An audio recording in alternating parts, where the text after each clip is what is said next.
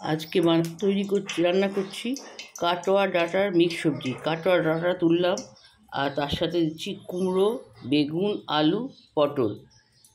এইগুলো দেওয়া রান্নাটা এখন বসাচ্ছি।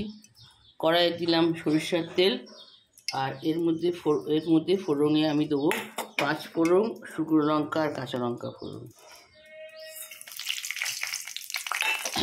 আর এতে হচ্ছে লঙ্কা গুঁড়ো, হলুদ গুঁড়ো, আর হচ্ছে চিনি দেবো সামান্য, আর হচ্ছে আদা বাটা দেবো, আর টমেটো আছে ওটাও দেবো, আর তারপরে একটা চিংড়ি মাছ দেবো। দিয়ে প্রথমে সবজিগুলো দিয়ে ভালো করে ভাজা করবো। তারপরে হচ্ছে যে ওই আদা বাটা লবণ মিষ্টি দিয়ে দেবো কড়াইয়ের মধ্যে, এবং সেইগুলো করে সুন্দর করে নাড়াবো। এই তরকারিতে আমি জল দেবো না, চেষ্টা করবো এটা গ্যাসটা কম দিয়ে ঢাকা করে বানাতে পারি।